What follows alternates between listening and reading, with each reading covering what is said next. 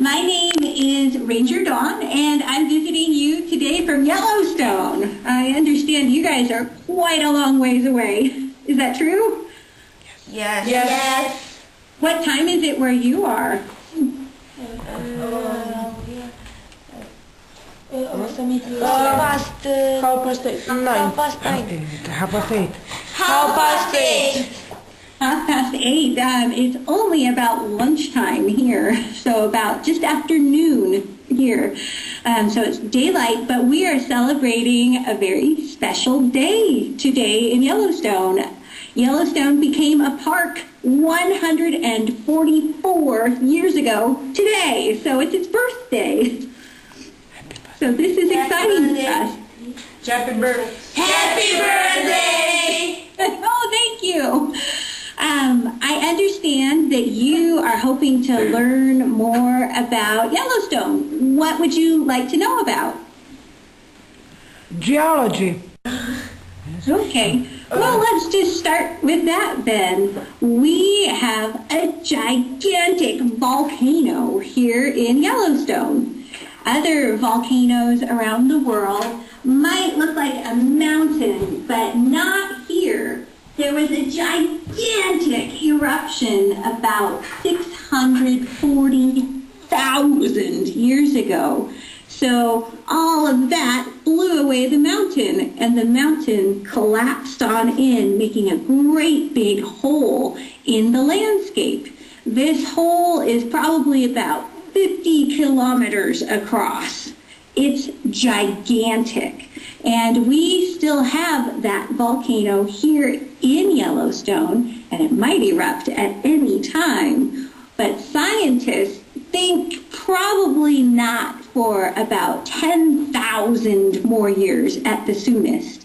So underneath us, I'm going to show you a picture of what an art material underneath the ground. And that hot stuff is called magma. And this magma helps make Yellowstone so special. That heat heats up the rock that's beneath or above it. So that magma will heat up that rock. The rock heats up the water that is in the ground. And do hot things go up or down? Yes. Down. Hot things go up, right? If you think of a hot air balloon or hot air rising. Yeah, so hot things go up. And this water will start working its way up through the ground. And that's where we start getting some of our geysers and some of our hot springs and other amazing features here at the park.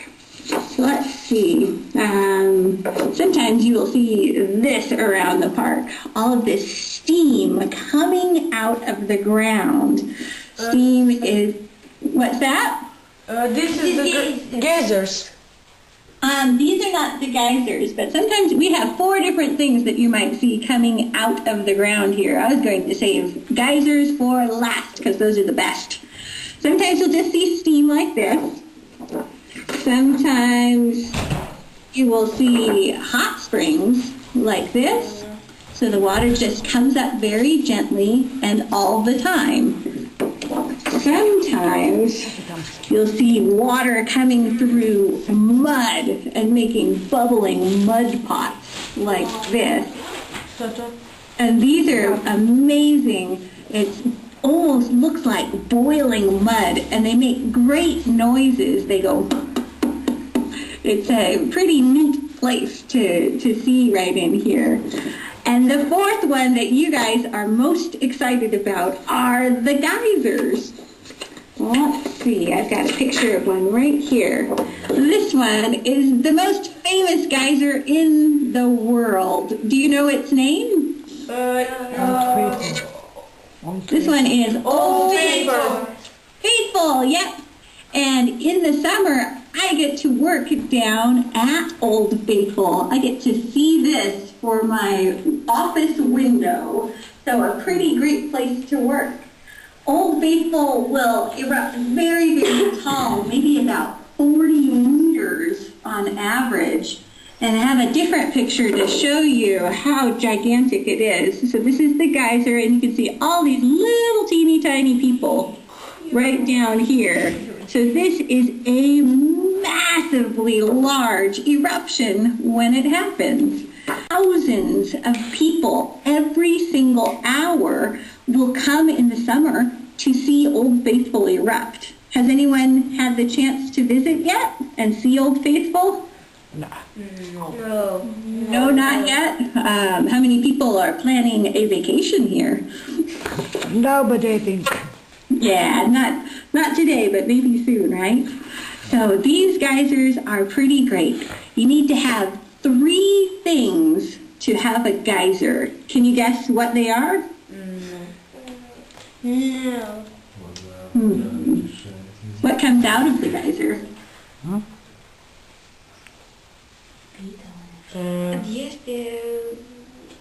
Yes, I think I heard some of the right words out there.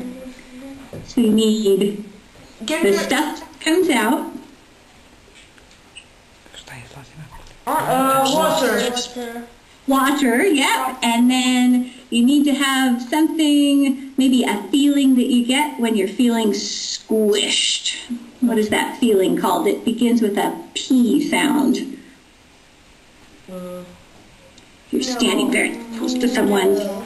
If a ranger is asking you hard questions, you feel pressure. And the other thing is heat. So that heat gets that water hot. That water comes up. And then the water needs to go through a very narrow spot. So I have a little picture of that too. So when the water's coming up from this chamber right here, it goes up, up, up, up, up. And then right here is a very narrow spot. And that narrow spot is about the width of your hand wide. So about 6,000 gallons of water has to go through something this big. Does anyone have a garden hose at home? And maybe you water the garden? Yes, and you yes. put your thumb over it? Yes. Yep, garden hoses. Do you ever put your thumb over the end of the hose? Yes. And then make the water much farther? Yes. This is the same idea. So when that water goes past that very narrow spot, it goes very high into the air, and you see an eruption just like that. Yeah, so these are a pretty fantastic thing. Yellowstone has most of the geysers in the world, about 2/3 of the world's geysers. So there are more than 300 here just in this small area. So this is a very unusual landscape. As explorers, not the people who lived there originally, they actually came in about 1870 that year, so about 2 years before Yellowstone became a park. And these people were amazed by the geyser that they saw, and they said something funny. They said, "We came suddenly upon a basin of boiling sulfur springs, boiling like a cauldron, throwing water and fearful volumes of vapor higher than our heads. The spring lying to the east of this, more diabolical in appearance, is emitting fumes of a villainous odor." So these first explorers thought that Old Faithful and the area around smelled really bad.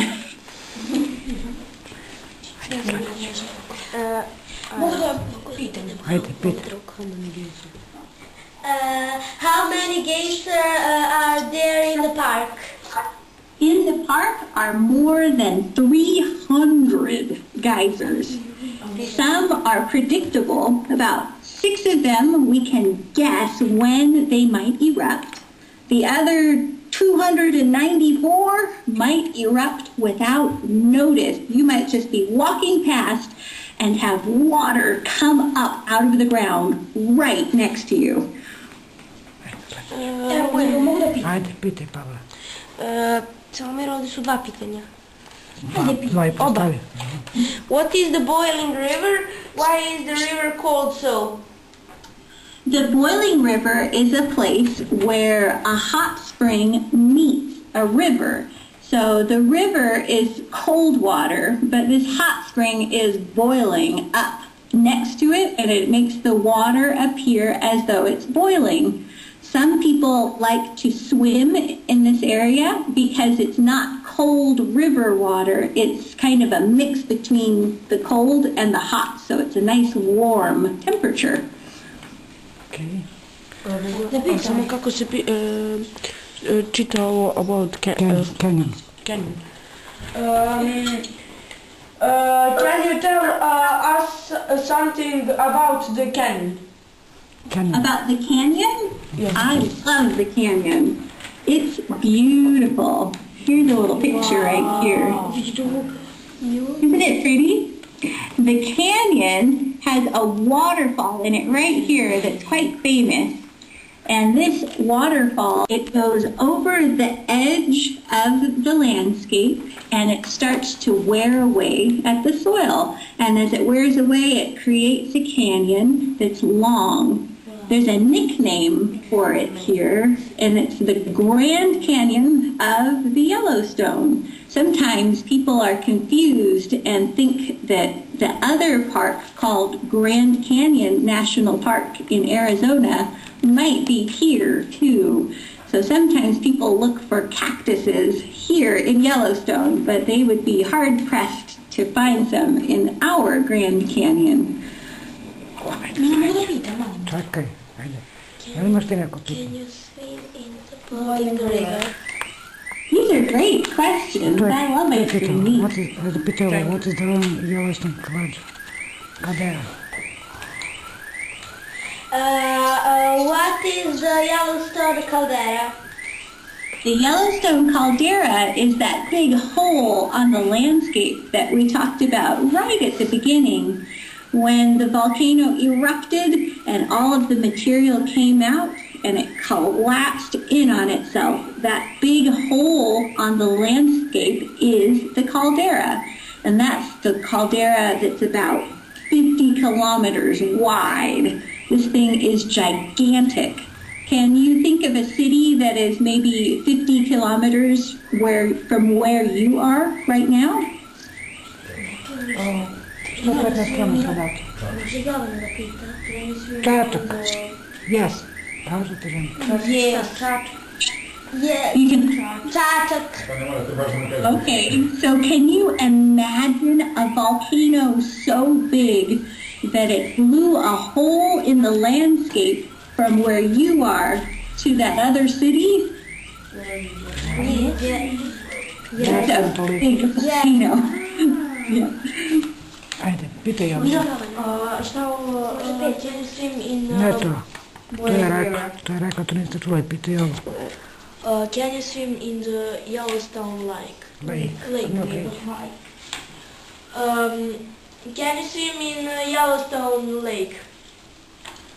You would like to know about Yellowstone Lake? Yes. Is that the question? Niste čuli. Yes. Yes. Yeah, you're a little bit wobbly right now. I didn't quite hear. Yellowstone Lake is a big area of the park too. I'll get a picture of that. Hold on 1 minute.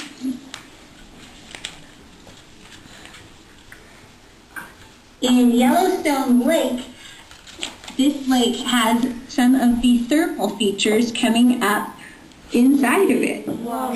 Some people say that it looks a little like an ocean, except you can see the land in the background right here. So this lake has some of those features coming up through the water of the lake. Now, in the lake, there are many different kinds of creatures living. This one right here lives in Yellowstone Lake. This is a cutthroat trout. And it got its funny name because it looks like somebody cut its throat. Right here, there's a little red mark. that gives it its name. And these fish are very important in Yellowstone. About 40 different creatures eat cutthroat trout. So everything from birds to bears, and sometimes even people eat fish from Yellowstone Lake. Ponowe pitanje, can you swim? Ali priđi. Ponowe pitanje, ali priđi. In Yellowstone Lake. Ali priđi. Can you swim in Yellowstone Lake? Yes, you may. It's very, very cold though. Usually it's only a few degrees above zero. So not many people find it to be very comfortable.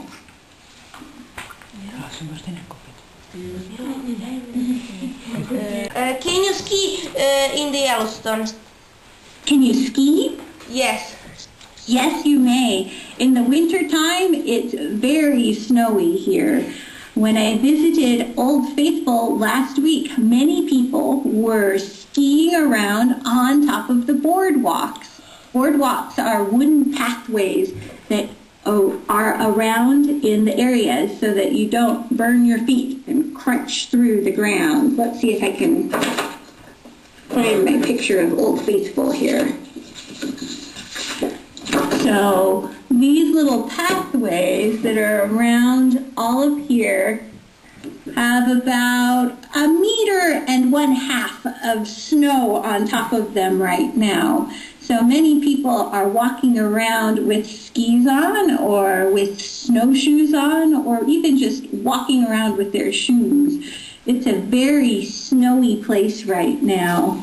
Some of the animals are having a rougher time in the winter. Do you know about the bison that live here? Yes. Yes. Yes. The bison that live here, it's a good thing that their heads and necks are so strong. They need those muscles to move away snow in the wintertime. So they'll use these big muscles right up here to use their head and swish it back and forth to try to find grass underneath the snow to eat a meal in the wintertime. Geysers work in the snow? Is that the question? Yes. Okay. The snow stays just on top of the ground, so that doesn't affect anything that's happening underneath the ground. So the snow acts like frosting on top of a cake. It's a very thin layer. So all of that other stuff that's happening below the ground is much too hot to be affected by snow. In some places, you can see where the ground is so hot, snow won't even collect on the ground. Everything else will be white and beautiful, but that ground will be brown. And that's a good hint that that ground is so hot that not even snow can stay there. The geyser. How hot is the geyser? Ooh, that is very, very hot. When the water comes up out of the ground, it is more than 100 degrees.